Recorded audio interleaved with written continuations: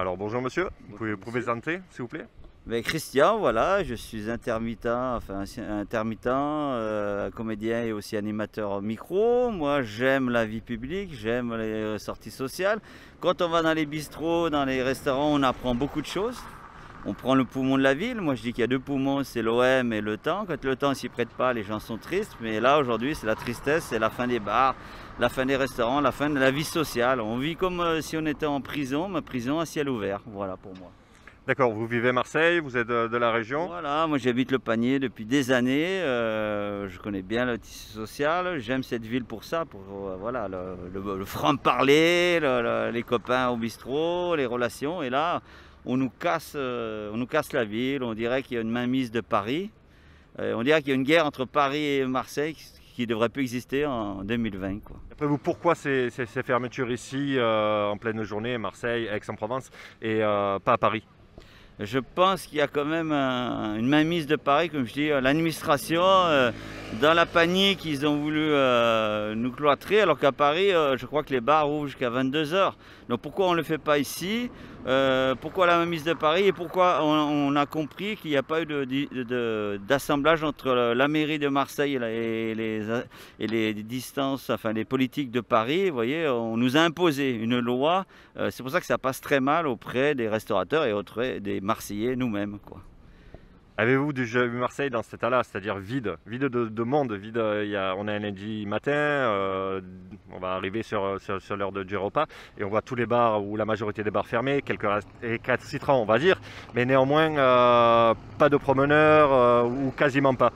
Ben, à part au mois de mars, avril où on a vécu, c'était encore plus terrible, on aurait dit la guerre. Là, vous voyez, on voit sur la tête des gens déjà, ça se voit. J'étais en ville faire de courses et on sent la tristesse, on sent une lourdeur, quoi. C'est comme si vous prenez un coup de bâton, quoi. Voilà, mais malheureusement, on peut rien y faire, quoi. C'est la loi, donc on ferme. Vous voyez, il y a des chaises par terre, il y a des devantures un peu, voilà, les restaurateurs qui se dépêchent à tout enlever. Enfin, c'est d'une tristesse. On dirait qu'il y a une panique à la bâbord, comme s'il y a une guerre qui arrivait, quoi. Voilà. On voit quand même beaucoup de fermetures, mais certains désirent rester ouverts, ils restent ouverts. Qu'est-ce que vous en pensez? Bah, ils ont raison aussi quelque part, ils veulent survivre, hein. Vous avez plus loin, si vous voulez prendre une image qui est fabuleux, il y a un drap qui est marqué non à la dictature, c'est-à-dire qu'on a forcé les restaurateurs, il n'y a pas eu de concertation. Et vous voyez, les instances, M. Payan, Rubirola, enfin, le maire, les instances politiques avaient demandé au moins 10 jours pour que les restaurateurs aient le temps de vider leur frigo, enfin d'aménager ça. Puis aussi, il faut penser aux employés, parce que malheureusement, avec tout ça, ça fera encore plus de chômage, de gens pauvres et tout ça. Donc la ville, c'est une ville quand même qui n'est pas très riche, donc elle a besoin de ce poumon de restaurateurs, elle a besoin de ce poumon économique de café. Et là, on perd tout d'un coup, et en plus, ça vient de Paris, donc c'est double peine. Ce que je disais, c'est une guerre entre Paris et Marseille, alors que Bordeaux ou d'autres villes sont touchées. C'est par le Covid, il n'y a pas que nous, parce que c'est mondial. Alors pourquoi tout d'un coup Paris, comme si Paris mettait la ville sous tutelle, voilà. Comme ça s'est fait au Moyen-Âge avec quand il y a eu la grande peste ou les choses comme ça. Non, Marseille a le droit de vivre, a le droit de respirer, et s'il y a besoin, il faut une constatation de politique à politique, pas une application stricte de la loi, comme ça du jour au lendemain, où on n'a rien à dire. D'accord, on a vu cet été beaucoup de touristes se promener, s'agglutiner. Qu'en pensez-vous vis-à-vis de la fermeture aujourd'hui? Alors, il y a eu de l'abus cet été, hein, moi je l'ai constaté. Je vais au Catalan, par exemple, à la plage, les gens étaient agglutinés les uns sur les autres, sous l'ombrière, partout. Et comme par hasard, rien n'a été fait. Et c'était là qu'il faut les fermer, si vous voulez. Si on est cohérent dans le propos. Et là, tout d'un coup, on arrive en automne où il y a moins de monde, où il y a la rentrée des classes. Vous voyez ce que je veux dire? C'est plus triste, il fait un peu plus mauvais. Tout d'un coup, on ferme. Maintenant, il y a moins de monde. Et cet été, c'était café. Comme les gens ne sont pas partis au bled, ne sont pas partis en vacances, beaucoup sont venus sur Marseille, notre belle ville, pour les vacances. C'est normal, on a des belles plages.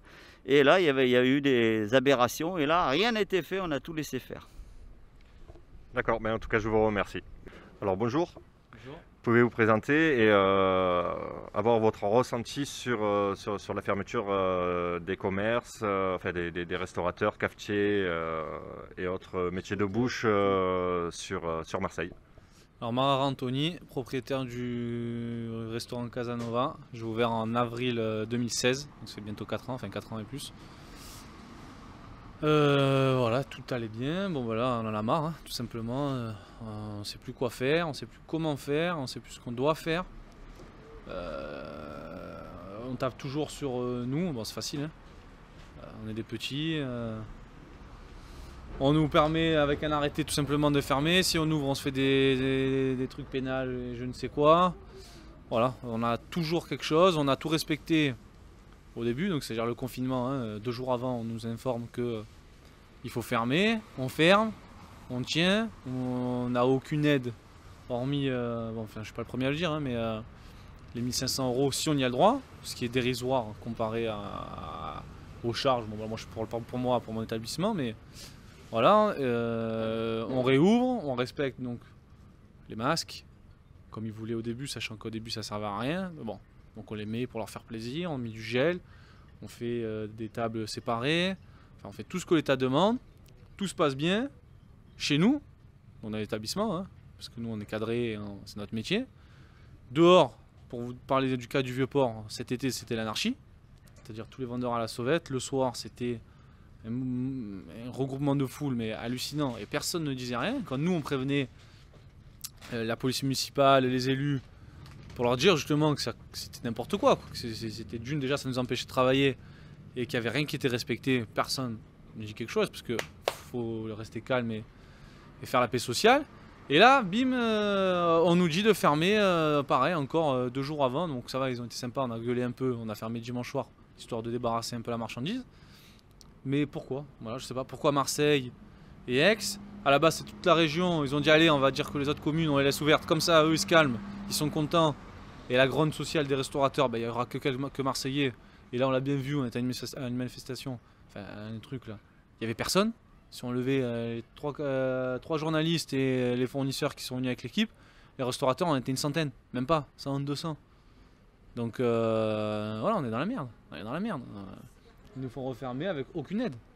S'ils nous faisaient fermer en disant bon voilà, écoutez, il y a des risques, c'est dangereux, ci et là, on vous paye à vous aussi, patron d'entreprise, 84% du salaire, donc sur ce qu'on se versait comme salaire l'année dernière, plus loyer payé et crédit payé, il n'y a pas de souci. Moi, si je suis le premier, je reste à la maison, hein, tranquille. Hein. Mais c'est pas le cas. Donc nous, on vit avec l'argent qu'on gagne tous les jours. Je veux dire, il n'y a pas de secret, quoi. Si les gens ne viennent pas manger chez nous, on ne peut pas vivre. Et ça va être pareil. Les salariés, moi je vais en licencier 1 ou 2, c'est sûr. C'est donc licencier des salariés parce que vous n'arrivez plus financièrement à assumer vos charges et tout ce que vous avez payé finalement. Pour l'instant, donc là, le chômage partiel, donc c'est l'État, on va dire, nous on fait l'avance, il nous rembourse. Mais ça va être quoi demain? Par exemple, depuis mars, je ne me suis pas versé de salaire. Et je vis avec les 2 sous que j'avais de côté et ma copine qui prend le relais, entre guillemets. Parce que sinon, je peux pas me payer. Je fais quoi? Je me paye et je paye pas les charges que j'ai ici. Donc voilà, moi j'ai peur pour il y a maintenant et pour demain. Donc si dans 6 mois et que la saison prochaine elle est mauvaise, on va licencier ou fermer ou licencier. Mais jusqu'à quand ça va durer? Voilà, on peut pas faire l'avance de ci, l'avance du crédit, l'avance des impôts. Là on a eu la TVA à payer, on a eu l'avis d'imposition, impôt société, les loyers qu'il faut continuer à payer parce que alors, il y en a qui vous offrent 2-3 mois de loyer, c'est très sympa, mais il y en a qui peuvent pas aussi. Je peux comprendre les propriétaires, si c'est leur retraite, s'ils ont des crédits et que le loyer paye leur crédit, voilà, donc nous on est obligé de continuer à payer tout ça, mais l'argent on ne l'invente pas, quoi. Je veux dire, on est dans la grosse merde. Voilà. Et on sait pas, le problème c'est que l'entreprise ça se gère sur 2-3 ans, on fait des prévisionnels, on se dit bon là cette année on fait ci, mais là il nous arrive, après imaginons qu'il nous arrive un coup dur, je sais pas moi, il faut changer un fourneau, un signe là, on va pas le faire, on fait plus. Donc on va tout restreindre, enfin, c'est catastrophique ce qui se passe, c'est catastrophique. Plus personne n'ose venir manger dans les établissements, à croire que le Covid est partout. L'autre il dit qu'il y a plein de malades et que tous les lits sont occupés et ça fait 20 ans que les infirmiers se plaignent qu'il n'y a plus aucun matériel, aucune aide dans les hôpitaux. Et là, on avait plein de lits, apparemment que c'était occupé, c'était full, ok. Qu'est-ce qu'ils ont fait en attendant? Pourquoi ils n'ont pas mis les moyens? C'est compliqué d'acheter un lit? Un lit médicalisé, les systèmes, le ci, le là. Qu'est-ce qu'ils ont fait? C'est rien. Donc voilà, du coup, comme eux, c'est des incapables, voilà, on tape sur nous. Hop. Et même dans les bars, et les patrons, ils savent très bien, ils ont plus à perdre à ne pas respecter les choses donc on fait les choses en question. On va dire voilà, pas de service au comptoir, voilà, chacun un peu dans son carré, dans son petit truc. Voilà, c'est notre métier. Enfin, je dirais, quand vous allez dans les métros à Paris, ils sont tous bondés les uns les autres. Et là, on dit rien. Facile, hein. Ça, il y a Raoul et on va dire que lui, comme il a commencé à faire du bruit un peu, là, on va vite le recalmer, quoi. Franchement, il n'y a que ça de possible. Parce que dans la vie de tous les jours, quand vous baladez, voilà, ça respecte. Tout le monde fait un peu attention, tout le monde a des masques, on se lave les mains. Voilà, on est prudent. Enfin, même si pour moi, c'est une grosse connerie monumentale depuis le début, mais et on ferme pas un pays pour 30 000 morts, quoi. Au niveau des politiques, quel ressenti vous avez au niveau des annonces qu'ils ont faites et aujourd'hui d'aide éventuelle qu'ils pourraient vous apporter ou ne serait-ce que des communiqués, des soutiens? Est-ce que déjà ils viennent vous voir pour parler avec vous et vous annoncer un peu ce qu'ils pensent faire, ce qu'ils vont faire, ce qu'ils sont capables de faire? Alors, on a eu la visite de personne sur je parle pour moi. Rien du tout. Ils étaient là, donc Gali et je sais plus qui là, de la municipale, bref, des 3-4 élus de la région marseillaise et peut-être d'autres régions. Ils étaient là pour à la Chambre des métiers, là, quand on a fait le premier mouvement. Mais aujourd'hui, plus personne. Et franchement, moi j'attends un peu plus d'aide de leur part, quoi. Il n'y a qu'eux qui peuvent faire les choses. En plus, ils sont élus normalement pour ça, pour les citoyens, les commerçants. Ouais, j'aimerais qu'ils soient plus présents. Mais là, c'est la première fois où j'ai réellement, entre guillemets, peur de ce qui est en train de se passer. C'est-à-dire que ça devient de la dictature. On n'a plus le droit de rien dire, on n'a plus le droit de rien faire. Si on fait comme si on nous tape dessus, ça devient grave. Je veux dire, quand en confinement, il fallait avoir une autorisation de sortie, j'ai l'impression d'être à l'époque des Juifs et des Allemands, quoi. L'étoile de David, et l'étoile, là, il fallait montrer et avoir une autorisation. Enfin, c'est choquant, ça révolte personne. Pour sortir dans la rue, il faut avoir une autorisation à ce moment-là. Que là, les élus, il n'y a pas un élu qui a été en l'encontre réellement du gouvernement. Normalement, vous avez toujours, l'autre il dit ça, non, moi je dis le contraire, c'est pas bien. Si là, personne ne dit rien, il y a quand même une seule voix. Voilà, les élus ils font rien. Ils devraient être avec nous là quand on a manifesté. C'est l'image de la ville, quoi. Et dire, regardez, c'est ville morte. Plus rien, pas aucun. Les jeunes ils sortent tous dans les maisons à droite à gauche. Vous pouvez pas aller avec des amis faire un petit resto, c'est désert. Et c'est quoi? C'est ça la vie qu'on veut de demain? Enfin, moi perso, je reste pas dans un pays comme ça, hein. On est comme en Chine là. Le président il dit un truc, on tape dessus, il faut faire les canards. Quoi, moi je donne pas mon cul, moi. Pardon de parler comme ça, mais je veux dire, va falloir se révolter au bout d'un moment, hein, les gens. Aujourd'hui, vous vous sentez abandonné, d'après ce que je comprends, de vos politiques, mais aussi des médias. Ben oui, parce qu'à part dire 3 phrases sur tout ce qu'on raconte, et les médias qui vont toujours dans le même sens, à dire ce que le gouvernement veut, en gros, hein, parce que jusqu'à présent, ils sont pas du tout opposants au gouvernement. À l'époque, les journalistes, c'était ça. C'était des gens qui étaient contre ce que le gouvernement disait, ou du moins, quand le gouvernement disait des conneries, ils prouvaient le contraire. Là, c'est clairement, ils vont dans leur sens. Je veux dire, faut pas se mentir. Ils disent beaucoup, enfin, les journalistes disent beaucoup de conneries. Tous les artisans, les commerçants, les fournisseurs, on est en train de tous se casser la gueule. Je veux dire, moi, si je perds tout, je deviens fou, je vais en tuer un ou je me tire une balle, quoi. Comme les paysans qui gagnent pas un rond. Enfin, voilà, je comprends les mecs. Quand on est à bout, quand on n'a plus rien à perdre, on n'a plus rien à perdre. À bout d'un moment, ça va finir que il y en a un, soi-disant, il va foutre le bordel. Donc, le rôle du journaliste, c'est quand même donner de l'information, mais il y a du vrai, il y a du faux, donc donner de la bonne information. Donc là, ça va être mort pour au moins 6 mois à 1 an, c'est sûr. On va avoir une chute de la fréquentation. Les vieux ont peur parce que à la télé, on leur dit qu'à Marseille, le Covid s'attrape dès que vous mettez le pied à l'entrée de Marseille. Voilà, donc plus personne va venir. C'est catastrophique pour tout, pour les Marseillais, les hôteliers, tout le monde, je sais rien moi, les commerçants, pour tous les métiers indirects. Et voilà, je veux dire, c'est une ville morte. Qu'est-ce qui va se passer après? Moi j'ai 30 ans, j'ai ouvert ça depuis maintenant bientôt 5 ans. J'ai qu'une envie, j'arrête, je me barre. Parce que je me dis, qu'est-ce qui va se passer? On n'a pas la trésorerie infinie, quoi. Je veux dire, genre tout travail, hein, on travaille, c'est pour gagner notre vie, c'est pas pour vivre comme des miséreux. Genre, moi je me dis, j'ai qu'une envie, c'est de solder mes trucs et je me casse, si j'y arrive. Et je fais autre chose. ou je pars à l'étranger, parce que là, c'est plus possible. Qu'est-ce que vous pensez de vos collègues restaurateurs, bars, qui aujourd'hui restent ouverts, certes peu, mais certains font, on pourrait dire, de la résistance? Et ils ont raison. S'ils travaillaient en temps normal là, ces derniers jours, parce qu'ils avaient la chance d'avoir un peu de monde, les habitués, parce que sont dans les quartiers, ça travaille différemment. Nous, c'est beaucoup touristique. D'autres restaurateurs, c'est avec des habitués. Ici, ils travaillent, mais ils ont raison de rester ouverts. Moi, je suis tout à fait d'accord avec eux. Je veux dire, on leur lève le pain, là. Je veux dire, ils font comment derrière? Donc, s'ils peuvent travailler et qu'ils avaient la chance de travailler, qu'ils travaillent. Moi, je voulais rester ouvert, personne n'est ouvert. Et sur le port, il n'y a personne. Donc, bon, pour ouvrir, faire risquer une amende pour faire 10 couverts, c'est pas intéressant économiquement. Mais ceux qui restent ouverts, bravo. Et le Véran, je pense qu'il sait qu'il a fait une connerie. Même Macron, je crois, disait qu'en gros, il voulait pas que les établissements referment quoi. Mais ils savent très bien, enfin lui, il sait très bien qu'il a fait une connerie. Sauf que voilà, il peut pas se mouiller. Donc il dit bah écoute, on va rester, on va leur donner une semaine. Putain, ben la semaine d'après, on réouvre. Donc on va réouvrir. Mais pareil, on n'a aucun visuel sur le long terme. On sait pas. C'est ça, c'est du pipeau, voilà, une semaine, 2 semaines. Puis après temps, ça va dire oui, c'est vrai, il y a encore des cas, mais on va refermer encore une semaine. Et c'est sans fin. D'accord, bah, je vous remercie. Merci à vous, monsieur.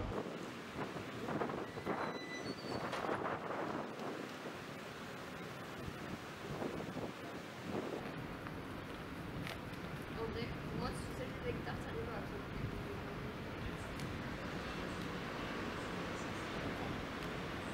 Bonjour, est-ce que vous pouvez vous présenter en quelques mots et nous présenter votre établissement? Bonjour, donc en quelques mots, on a ouvert en 2019, novembre 2019, donc pile poil avant le premier confinement.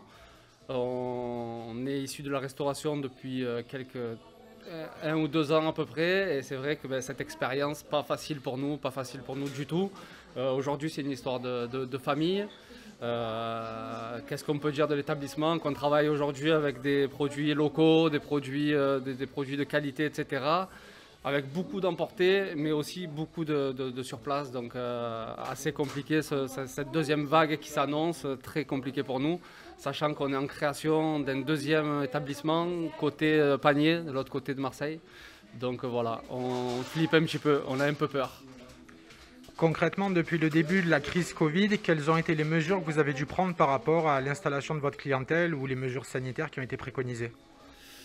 Les espacements de table, donc une perte d'espace pour le surplace. Les masques, pas toujours facile pour travailler, surtout en cuisine, avec la chaleur, etc. Donc très compliqué, mais bon, on s'adapte pour essayer de survivre et pour essayer de faire plaisir à tout le monde, parce que certaines restrictions ne sont pas forcément... Je perds mes mots, c'est compliqué. Donc on essaie de faire en sorte et de répondre aux demandes du gouvernement pour être le plus droit possible. Voilà. Au niveau économique ou au niveau salarial, est-ce que ça a eu des répercussions par rapport au chiffre d'affaires, par rapport à des investissements que vous auriez peut-être différés? Là, vous nous parlez de l'ouverture d'un deuxième magasin. Est-ce que ça modifie éventuellement vos projets d'ouverture ou est-ce que ça les a retardés? Quelles ont été les conséquences financières pour vous? Les conséquences financières, on est aujourd'hui, au premier confinement, on était à 95% de perte du chiffre d'affaires. Aujourd'hui, on est un petit peu remonté, on est à 30 et 40% de perte de chiffre d'affaires encore aujourd'hui. On n'a pas retrouvé nos chiffres. On devait embaucher du monde à la première période de confinement. On a dû retarder. Malheureusement, j'avais déjà signé mes locaux au Panier, donc on est en train de faire les travaux.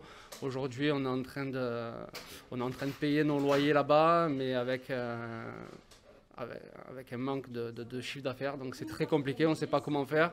Les aides ne sont pas à la hauteur. Aujourd'hui, on nous parle d'aide de 10 000 €, donc j'espère que ça ira, parce que sinon on va être obligé de mettre la clé sous la porte, alors que tous nos clients essaient de jouer le jeu, tout le monde est satisfait, etc. Mais malheureusement, on n'a pas d'autre solution que d'attendre et de subir les conséquences. Qu'est-ce que vous pensez des mesures annoncées par le ministre de la Santé concernant la fermeture des bars, restaurants et cafetiers sur la région d'Aix et Marseille? Moi, je pense qu'on est vraiment sur une guerre Marseille-Paris, puisque aujourd'hui, on a des villes sur Cassis par exemple, Carnoux, tout ça, ils ont eu des autorisations pour rester ouverts. Nous, Marseille, on subit les conséquences. Moi, je pense que c'est une bataille politique simplement. Et puis voilà, très très très compliqué. C'est pour ça qu'aujourd'hui, on décide de rester ouvert pour faire de l'emporter, etc. Pour sauver un petit peu les meubles parce que malheureusement, on prend tarif, comme on dit chez nous. On prend vraiment tarif, vraiment. On a beaucoup entendu les politiques locales, marseillaises, même au niveau du département ou de la région avec M. Muselier, s'exprimer sur leur désaccord vis-à-vis des mesures prises par le ministre. Est-ce que réellement il y a eu par exemple des visites des politiques pour vous affirmer leur soutien? Est-ce qu'il y a eu des mesures concrètes qui ont été prises par les politiques pour vous affirmer leur soutien? Aucune mesure, aucune visite, aucun soutien, rien du tout. Rien du tout. On est laissé vraiment, on est prévenu 24, 48 heures à l'avance. Ils repoussent encore de 24 heures pour nous laisser soi-disant pouvoir écouler nos stocks, etc. Mais ça ne marche pas comme ça. On n'est pas dans un jeu vidéo, on n'est pas sur un jeu de société, c'est du réel. On a des gros investissements derrière et aujourd'hui, on risque notre vie, vraiment. On risque notre vie. Ouais. On a assisté il y a quelques jours à un rassemblement des restaurateurs cafetiers devant le tribunal de commerce de Marseille. Qu'est-ce que vous pensez de cette mobilisation? On pense de cette mobilisation que c'est pas mal pour essayer de faire entendre, car c'est vraiment des décisions qui sont prises. On a l'impression que c'est pris à l'envolée, que Enfin, moi, je ne suis pas d'accord avec tout ça. Je suis d'accord avec les rassemblements de ce matin aussi. Il y a eu un gros rassemblement au niveau de la sortie d'autoroute, etc. Donc c'est très bien, il faut qu'on puisse se faire entendre, mais malheureusement, s'il faut que ça tourne comme les gilets jaunes, à essayer d'aller faire des manifestations toutes les 5 minutes, etc., on ne pourra pas tenir ici. Donc c'est soit avec les investissements que j'ai fait derrière, soit on sauve les meubles à rester ici pour faire un petit peu d'emporter, etc. Ou alors on fait coup de poker et on va manifester en croisant les doigts pour qu'on ait des aides. Si les aides de 10 000 € pour ces fameux 15 jours, il me semble que c'est ça, si j'ai bien compris. Si ça pouvait être mis en application, ça serait bien. Aujourd'hui, les paroles ne vont pas avec les actes, donc c'est compliqué et c'est pour ça que j'ai de moins en moins confiance en la justice et au gouvernement. Voilà, ça fait peur. Aujourd'hui, si vous aviez le ministre devant vous, vous lui diriez quoi? Franchement, je ne parlerai même pas avec lui. Vraiment, ça ne sert à rien. On est des pions et on est là pour exécuter ce qu'ils disent, donc je préfère parler avec vous qu'avec des politiques. On est plus entendu avec vous, plus conciliant. Et si vous deviez adresser un message à la population marseillaise, qu'est-ce que vous leur diriez par rapport à la situation?